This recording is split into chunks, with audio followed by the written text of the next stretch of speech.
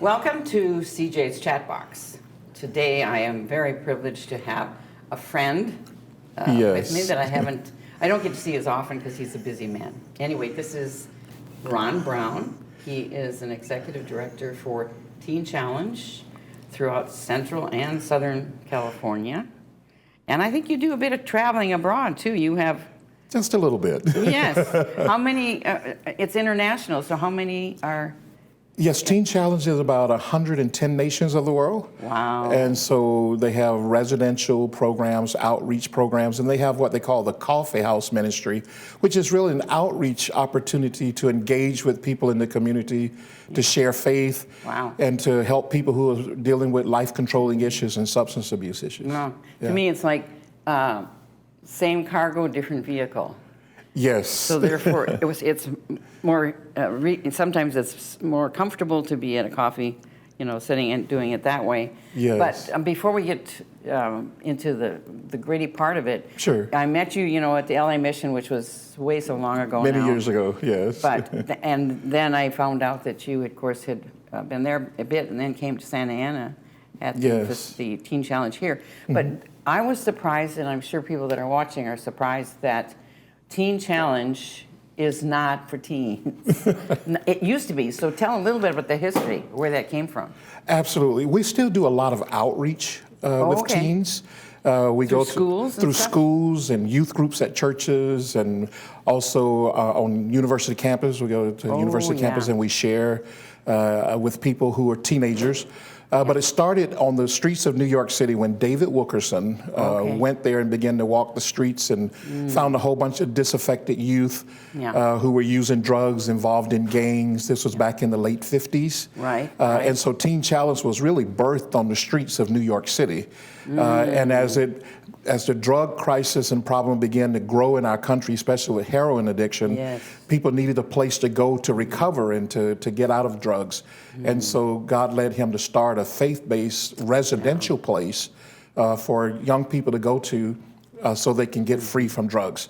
And over the years, it's kind of morphed into ministering to anybody who has a drug problem. And so most of the people that are in recovery in the Teen Challenge program residential are 18 years old and above. It's for adults. But there are some youth residential programs across the nation. We don't have one here in Southern California, but there's some adolescent girls programs and adolescent boys programs in other states. Specifically. Yes. It's like necessity is the mother of invention, which it's a sad thing that was what we'd have to come up with. But the fact that Wilkerson saw the need so prevalent there on the streets of New York and did something about it. Yes. And I think that because I hadn't been, thank the Lord, my son didn't have anything to do with drugs, so I wasn't kind of exposed to that until I went to the LA Mission and talked to you a bit about it. But then realizing that it no longer was just 18 to 25-year-olds, which is another sad thing, is that now we're 50, 60, 70, 80 years old and still addicted. So the program works. But tell again, how it starts, where the 3 months, and then what they do after that is the year long. The first part of the program is called induction. So it's an opportunity for the person coming right off the streets, maybe coming out of a detox center, and now they're ready to put their lives back together. And it took a long time for their lives to get into the calamity that it's in, and it takes a long time to rebuild a life. And so we start from the very beginning as they begin to assess how did they get here, what led to their addiction, what are some of the triggers of their addiction, how do they get out of it. And it's really a faith-based approach. We have curriculum that has been developed that we use. And we have an advisor. We don't have trained counselors, but we have people who've been through the program, been through the ministry, and they understand what the person is experiencing. And so they walk alongside of them. So we call it a peer-to-peer model. And so this peer-to-peer model of discipleship really helps them to really grab a hold of some of the things that led them into their addiction. And then this peer is able to help walk them out of that addiction because they've been there before and God has set them free, and now they know the pathway to freedom. And I've noticed that when you're in a support group, if you're sharing what you're going through, no matter what it is, whether it's addiction or abuse or whatever, is that you will right away find out if somebody's walked in those shoes. Yes. And then that's the person that can relate to what you're going through and be able to minister to it. But if you haven't walked in that, like you said, if you had just trained counselors that haven't been through that path, yes, that would not be quite as effective. So. Yeah, I agree. They're truth tellers, and they know when someone is not telling the truth. Their radar goes up. There you go. And they know whether or not truth is being told here.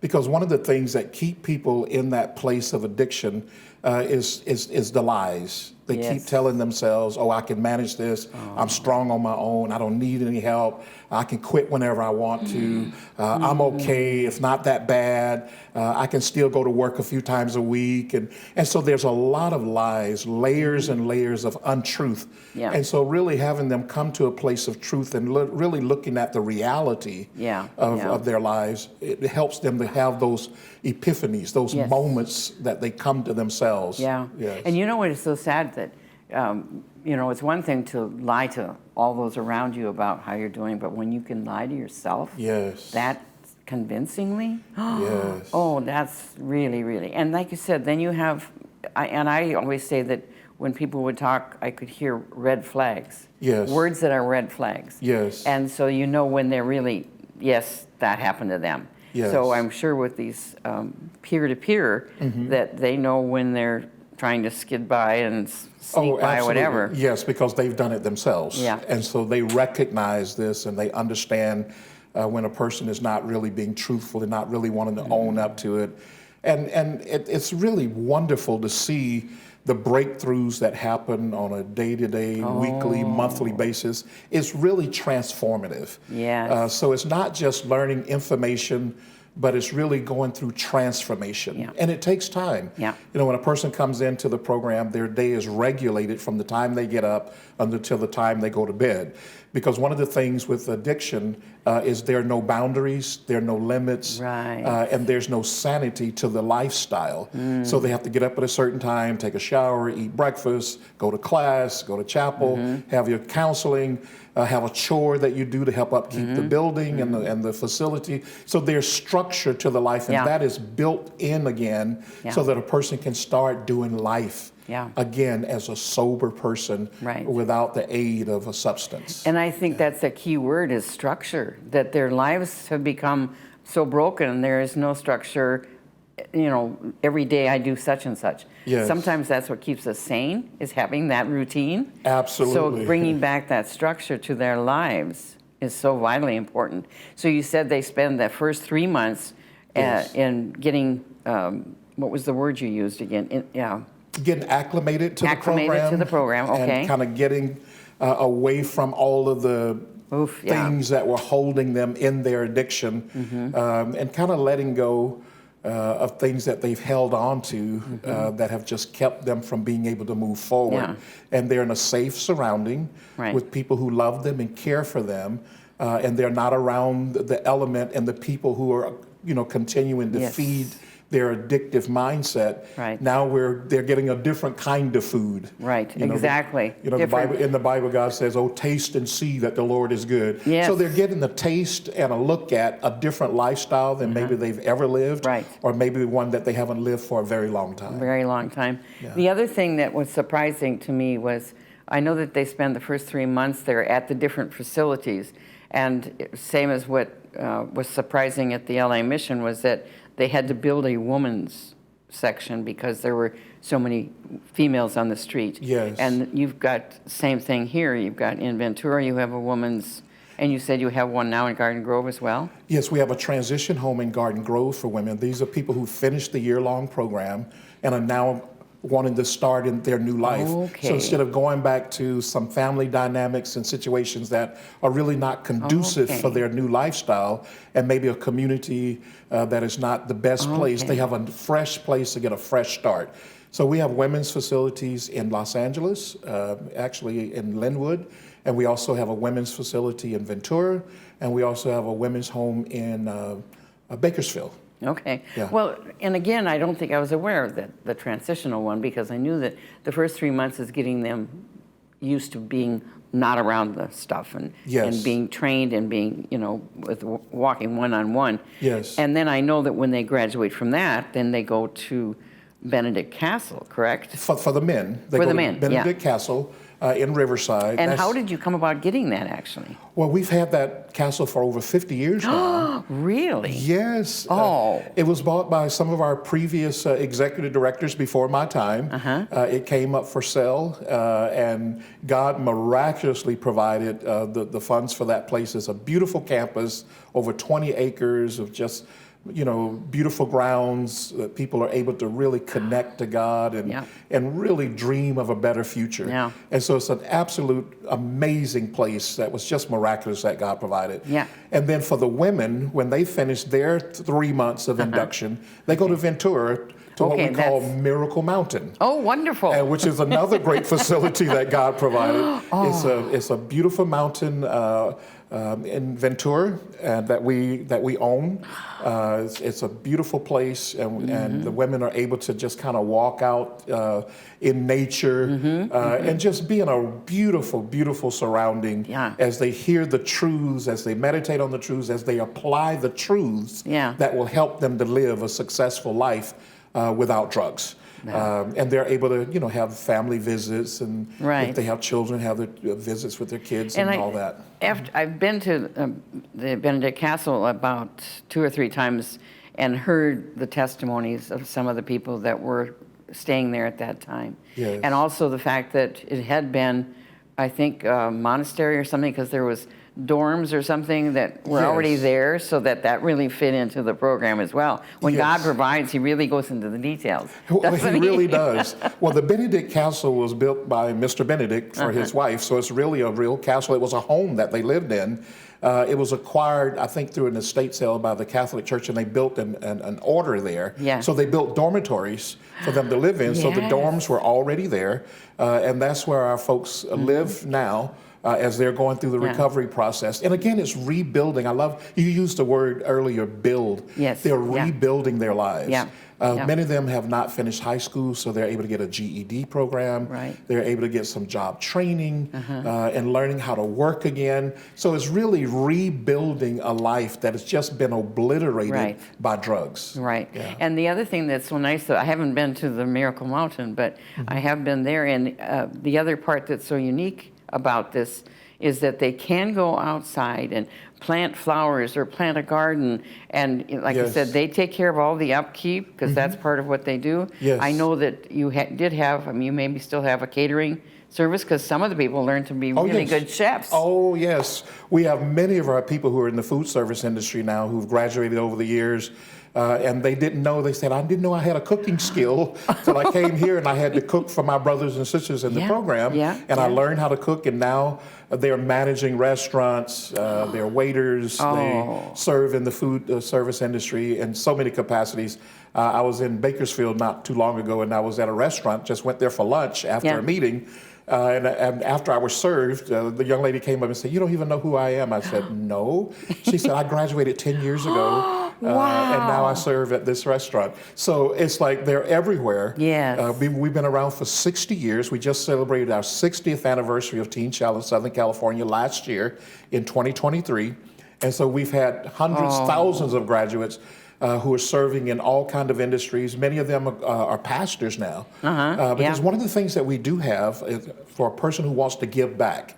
After they graduate from the program, we have a 1-year Bible training facility in Southgate for men and for women. It's co-ed. And so if a person, after they graduate from the program and they say, I really want to work in this field, I want to give back, I want to help others because someone helped me, they have a year-long training at the Teen Challenge Ministry Institute so that they learn how to give back. And after they graduate from there, they're qualified to serve as an entry-level person at any Teen Challenge center in the world. And so it opens up the whole world. So when they graduate here, they serve all over the country. We have graduates from here who are serving in Texas and Florida and Georgia, and also out of the country. So they have an opportunity to give back now after they've been set free. Well, and what's so interesting is that whatever caused their addictions is that there's a sense of no self-worth. So therefore, finding out and being in a program like this where you're really getting positive feedback from whatever the struggle is, saying you're doing great, Yes. you'll make this, and to find out that they can, like you said, I can cook, Yes. that kind of thing, or somebody Yes. that finds out they love digging with plants and this and that, and Oh, yes. go into horticulture, whatever. That's the part that is so exciting, is that they discover the gifts they've had all the time. And Yes. didn't know it. Yes. But somebody helped them find them. That's Well, those gifts were suppressed by the drugs, because Yeah. what drugs, I often say about drugs, it takes you further than you intended to go and keep you there longer than you wanted to stay. That's for because sure. it really takes over your life. Sometimes people get introduced to drugs at a party, or they're just having some fun. They want to blow off some steam. Sometimes they have a medical procedure. They get hooked on opioids. There's all kind of ways that people matriculate into the addictive lifestyle. But it really robs them of their identity, of their dignity, their destiny and purpose. And that's what happens at Teen Challenges. Those things are restored, Yes. and they're uncovered. That's been covered by debris, a debris of denial and brokenness. They uncover and rediscover those talents and those gifts, and then they begin to use them, and it really causes them to come alive as a human being. Yeah. It's like opening up a treasure chest. Yes. That's yours, that you didn't know you had a treasure chest, let alone the jewels that were inside and all the precious things. Absolutely. And God endowed everyone with that treasure chest. Yeah. And they don't know it's there, and the brokenness of their lives, especially through the addictive process, rob them of the ability to see that all of these great things were invested in them, in gifts and talents that God had given. That had already given them. Yes. The other thing about what's interesting too is, when this started, there was, the heroin was so predominant then. Yes. And how we've moved from that awful drug to numerous others. Yes. And how available now marijuana is, and thinking it's not going to lead to something else and so on, that sometimes you, again, kid yourself on that. Yes. But the danger with, one of the things that just irritates me is you can drive, and this has happened within, the last maybe 20 years, maybe. But you can go down the street, and almost every corner there's a pain management. Oh, yes. And if there's a pain management doctor, clinic, whatever you want to call it, that means somebody's going to be distributing opioids for your pain. And now that has become a severe problem with people hooked on that. And Matthew Perry, sad to say that, when he finally got off, the actor from Friends, and then discovered that it was ketamine, that he, but the fact that he worked so hard to get off the drugs, and he was taking such a high dose of that. But, now, as you said, sometimes it's the gang is just, try this, it's great. But because of now people lacing fentanyl in everything, that they think it's a safe pill because Joe gave me this and he... Right. Well, see, fentanyl was created to really help people after surgery. It's a pain management tool under a doctor's care. But the fentanyl that's being produced now is not being produced in a laboratory. It's being produced outside of a sterile environment. So you don't know what all of the precursors, how much is in it. So when you take fentanyl that you buy off the street, it's not something that is a prescribed dosage. And so it's very easy to OD on it. And it's just pervasive in our society right now. Heroin is still available, methamphetamine, cocaine, marijuana, all those drugs are still out there on the street. But what the drug dealers are doing now is they're cutting those drugs with fentanyl that is being manufactured maybe in someone's bedroom or kitchen. And they're mixing it because it gives a greater high, a more euphoria. It makes the high last longer, and it's more addictive, and it keeps people coming back. But it's so easy to get a dosage that is deadly, and people don't realize when they buy things off of the street from a drug dealer, you're not getting something that comes with some kind of FDA qualifier. This is just stuff that has been manufactured. And they end up taking this poison that really destroys their lives. So just this past year, Constance, 112,000 people died from overdose in the U.S., mostly driven by the fentanyl epidemic that is sweeping our nation. And yeah, it has become a major, major problem that we have to do to stop, and that's, that gets into all kinds of political things. But the problem being is, again, the naivete of some people thinking it's not going to happen to me.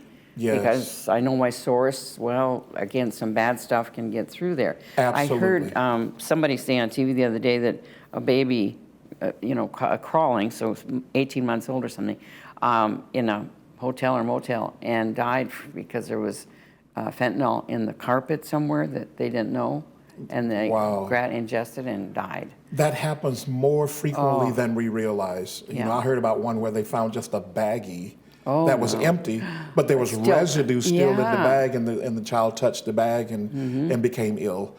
So it's out there, it's pervasive, and it's so easy even for a young child to get a hold of, because if they're around someone in their life who's using drugs, you're not the most responsible when you're using drugs. Okay? No. The center of your brain that makes judgment and makes good decision is totally interrupted.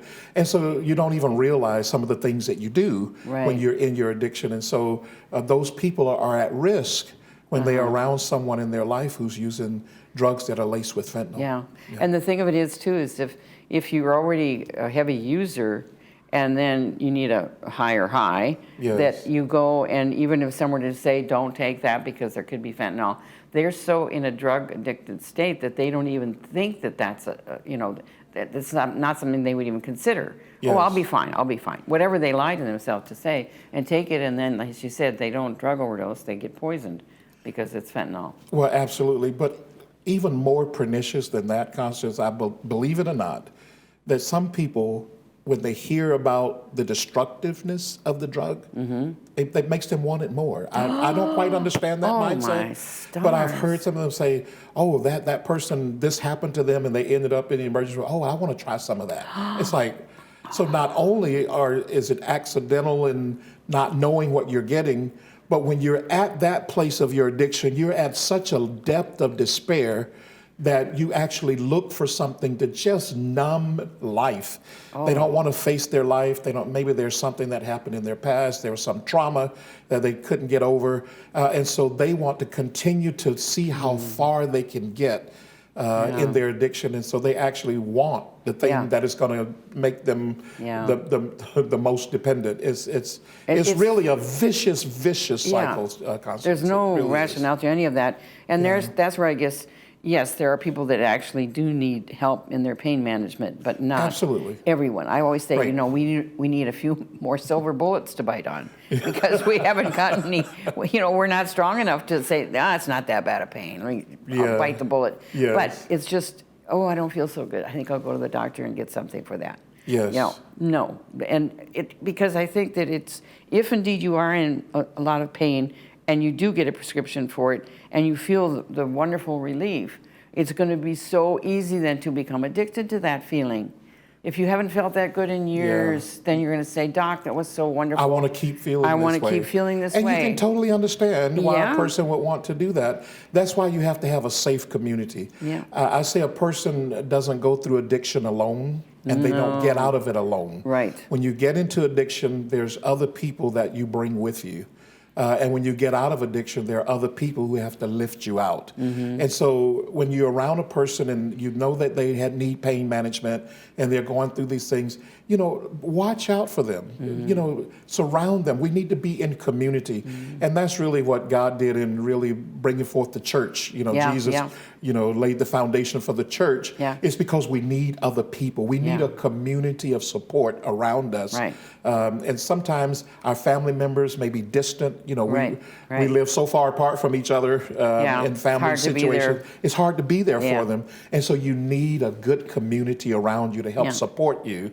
And sometimes just that support and fellowship can help blunt some of the pain without you having to take so much medication. We need people, we need others. And the isolation of addiction is what drives people to that brink of despair. Is they're isolated from one another. And that's why, with the COVID, when that hit, and we were so isolated there for so long, and here in the village, there's a lot of people that are alone and somewhat depressed, if they can't get out and socialize, Right. then that leads to a problem. So Sure. I understand that with the drug problem too.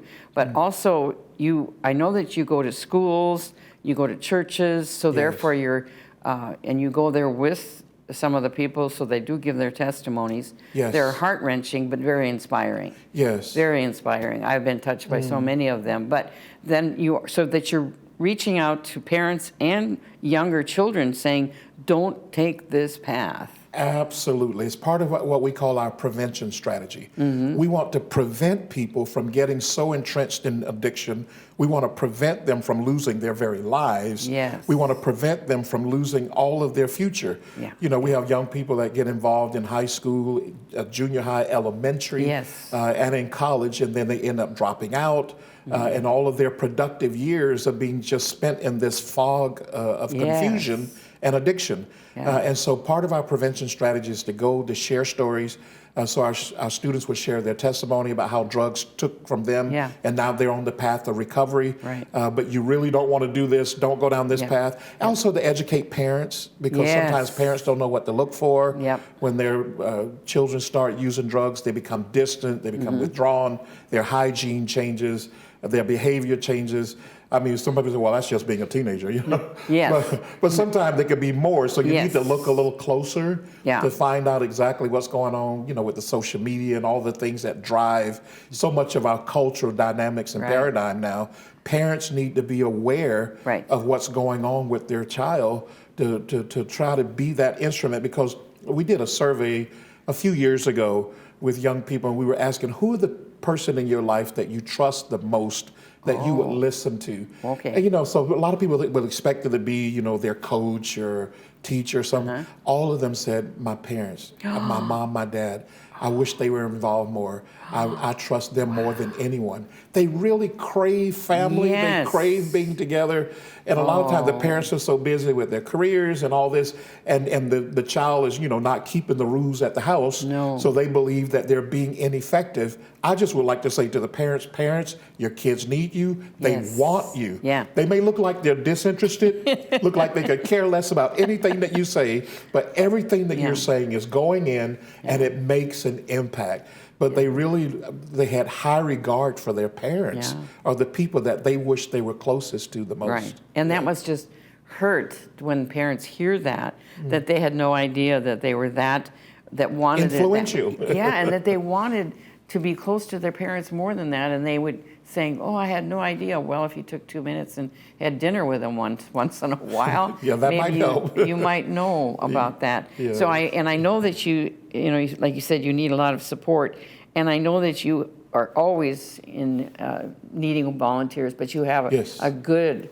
network of volunteers at all your places, do you not? We do, Constance. Yeah. If it were not for our volunteers, we would not have been here 60 years later. Yes. Because you can't pay enough staff to do all the things that need to be done.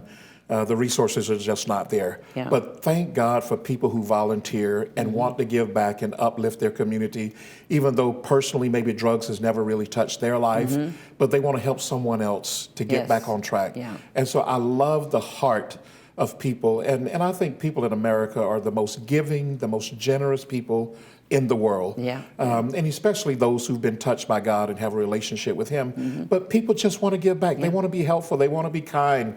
I know we hear so much today about how divided we are as a nation and all this. Listen, we have an amazing country.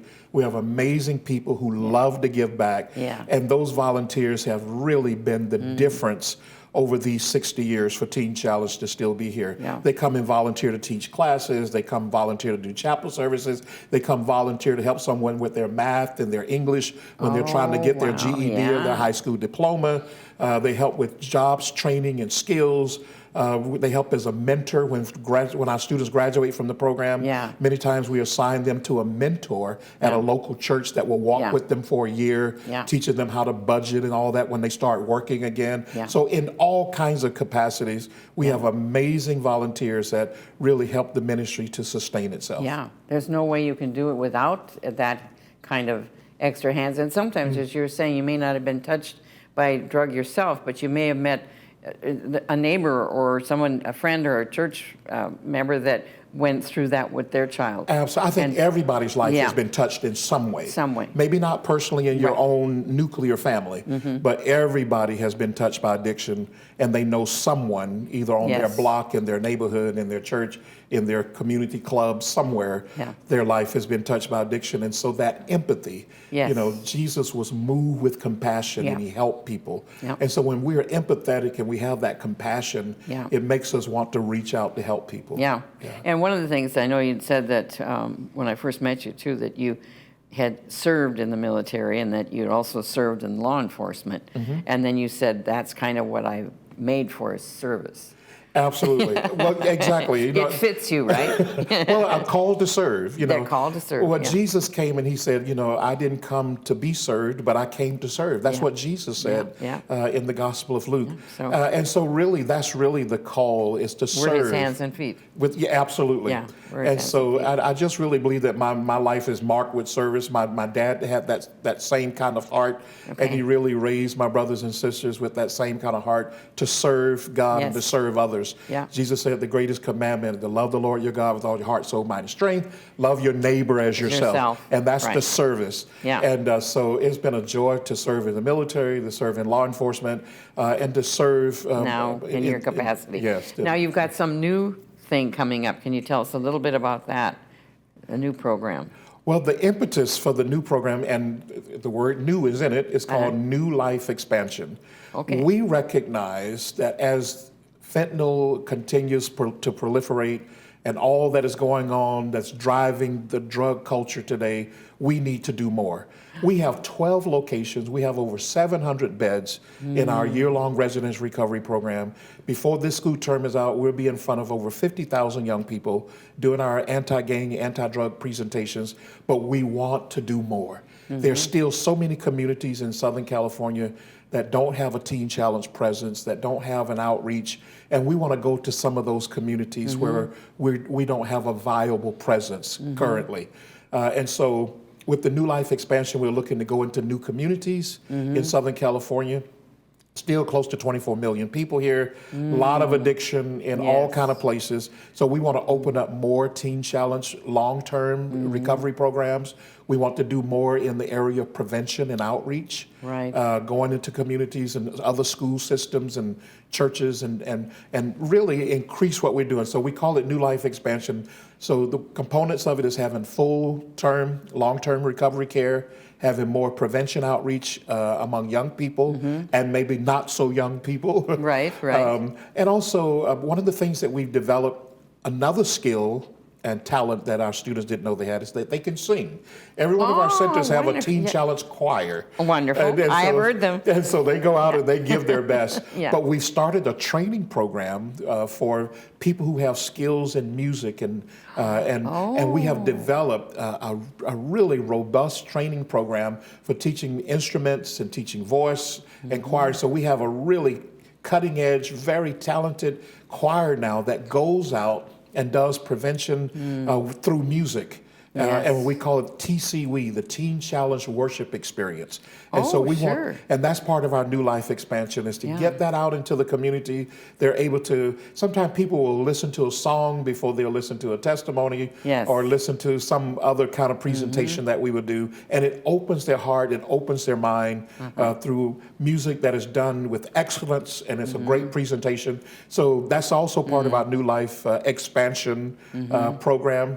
And then the transition homes, as I mentioned, we opened up a transition home for women in Garden Grove. Right. After they finish the program, you don't want to go back to that same community to hook up with that same friend that led you down that path of addiction. You want to get a fresh start. And so we want to open up more transition homes for men and women after they get out of the program, because, you know, as you know, it costs so much to live in Southern California. Yes, yeah. And so they end up going back to a dysfunctional situation just to have a roof over their Right, head. right. And so we need to open up more of these homes, so they, after they've had this amazing year to year and a half experience Yes. of getting their lives on track, that they don't lose all Yeah. of that, and they go to a safe place to move forward to the next Yeah. steps of their lives. So more transitional living quarters for people who graduate from the program, so they can really get a good start. And so that's all part of it. And then one other component we call New Life Community, that we have developed a curriculum that we train the local church.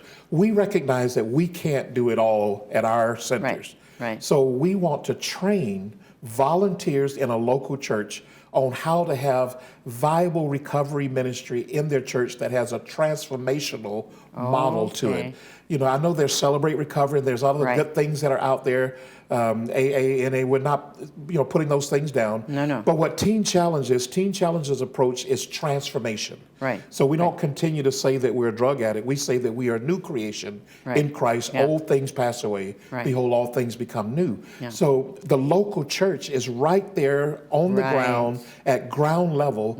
And many times pastors and Christian leaders, they feel ineffective to be able to help people in addiction. And that's great. If they're now you can train them how? We can train them in your own church. Wow. If they're at a place that they need to come to a Teen Challenge Center and they need a bed for recovery, please send them the Teen Challenge. We're here. We want them. But sometimes they can get what they need right there at the local church when they have a community around them who supports them and helps them to walk to freedom without them having to be in the long-term recovery program. You know, my mind's going a mile a minute because when you talk about these transition houses, rather, that the one in Garden Grove say, is that I right away think, okay, they're going to go out in the world now.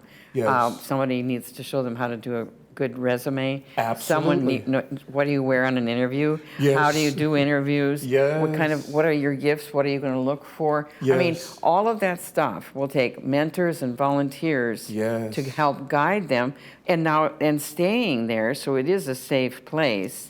So that when you go out to work, you come back and you can have somebody there to say, it was horrible today. I had to deal with this, this, and this, and they can sit down and listen. Absolutely. You know, how was your day? You have somebody there that understands. Just being a sounding board, just to listen to them and encourage them. There's so much discouragement in the world, and they need voices of reason, voices of encouragement. And hope. And hope. Oh, yes, the voices of hope. Hope is so important. But this new thing also, and when you were talking about the worship, as far as going into a program with music where they can teach instruments how to play and everything. And all I'm thinking is, think of the lyrics they're going to write that are coming from their heart about their trip that they've been through, this horrible experience, but now they can pour out their heart in lyrics to music. We have you're going to have poets. Every quarter we do it. It's in-house thing. It's not something that we put out to the public.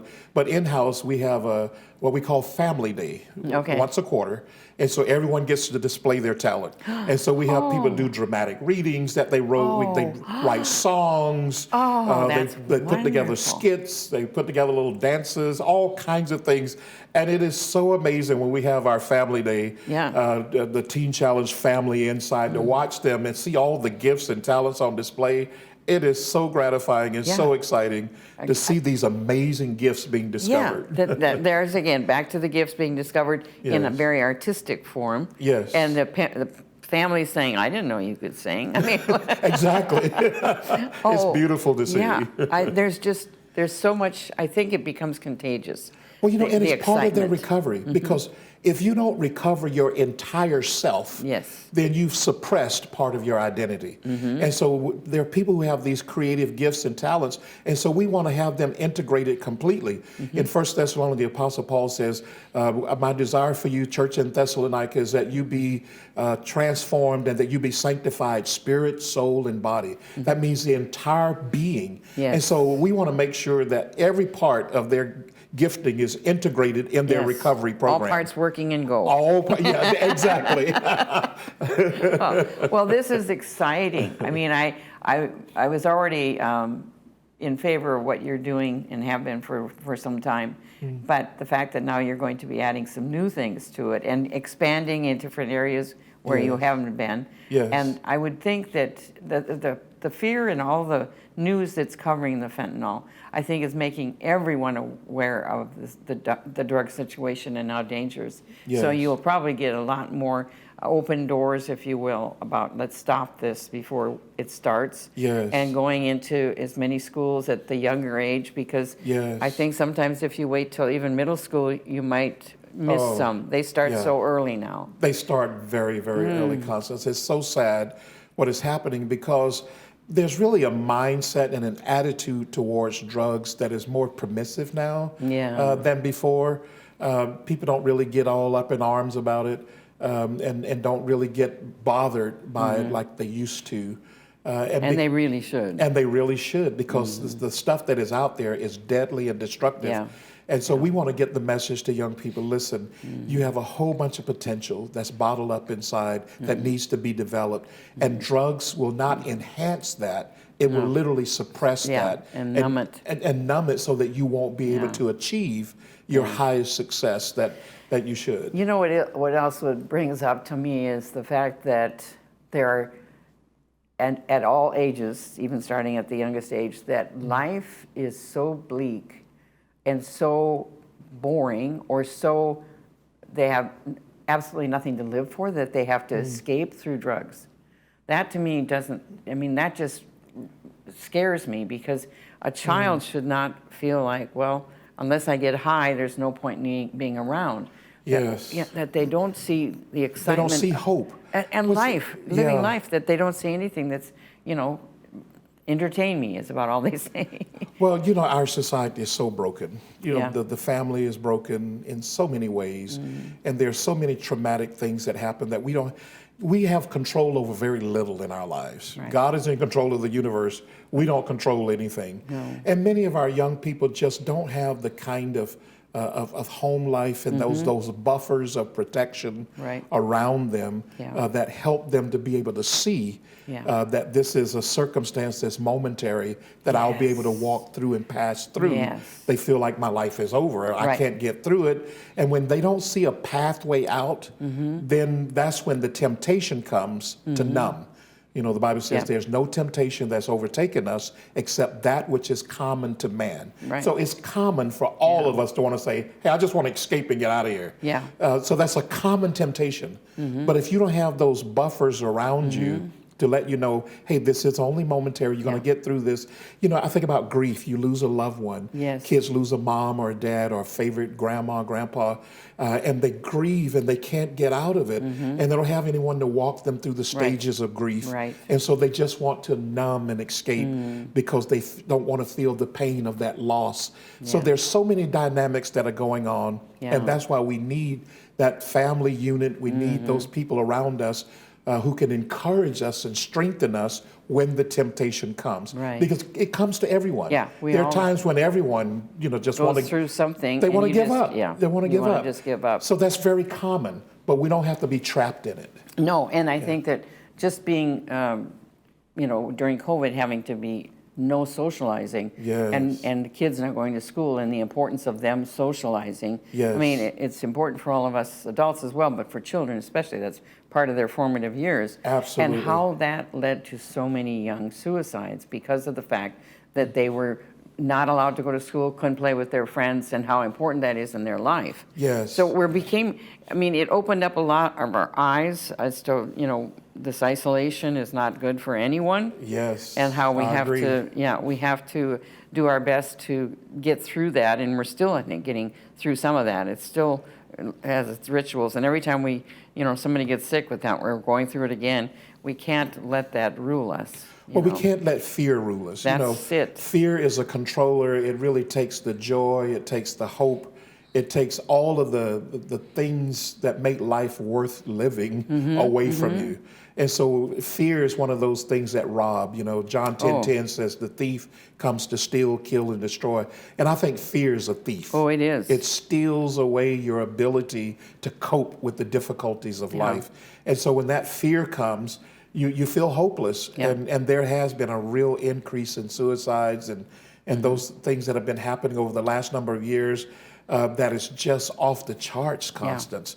But, through Teen Challenge, we always say the hope is still the same. Yes. And for us, because we are a faith-based ministry, it's a relationship with God. Yes. For God so loved the world, he gave his only son, that whoever believes in him. And so it's really about having your hopes attached to something more substantive Yeah. and more solid than Yeah. what the world has to offer. Right. Everything here is transient. It changes. But God is the same yesterday, today, and Yeah. forever. His word is true. It becomes a rock. It Yeah. becomes a foundation. It Yeah. becomes a place that we can go to in those times of storm that Yeah. holds us in place until we can get through the storm Well, and and let that's it the pass thing over. is that people come through in and out of your life, so therefore you always feel like, well, they were there and now they're gone. That the Yes. Lord does not do that. He is there present constantly. So Constant. that helps a great deal. All you got to do is call out, help. Yeah, and And he hears your heart. He hears you. He hears your cry. Well, I appreciate so much that you were here to come, and I know that we're going to show a clip at the end so that there will be some contact information if people are interested in finding out more Yes. about the new life expansion that you're doing. If they want to get involved in any which way, shape, or form, Yes. that's how they can do that. So again, thank you so much for making the trip to come down and be on my show. Thank you so much, Constance. I appreciate you and your friendship over all these years when Yes. we met down at the Los Angeles Mission and, Yep. and now here at Teen Challenge. Yep. And thank you for all that you do for the kingdom. You are a great volunteer and a great servant of the Lord. You too serve and give back in a very powerful way. And so I bless all of your efforts in the name of the Well, Lord. thank you so much. It's a pleasure to do that. Okay? You're welcome. Thanks again. You're welcome. As we approach Christmas in just a few days, I'd like to talk with you about gifts, because God has given us so many more gifts than just the ones we'll find under the tree. The best gifts, in fact, are heaven's gifts. They don't come wrapped in colorful paper with fancy bows, and they never wear out. Heaven's gifts last forever. Maybe the best known verse in the Bible is John 3:16. God loved the world so much that he gave his one and only Son, so that whoever believes in him shall not perish, but have eternal life. John also tells us that the Word, the one who was in the beginning with God and was God, became flesh and lived on earth with us. And we have seen his glory, the glory of the one and only Son, who came from the Father, full of grace and truth. In this Christmas season, let's not become distracted by the glitter of a cultural or consumer Christmas, but remember that Jesus is the best gift of all. As we celebrate Jesus' birth, let's keep the true meaning of Christmas at the center of all that we are and all that we do. With New Life This Week, I'm Ron Brown.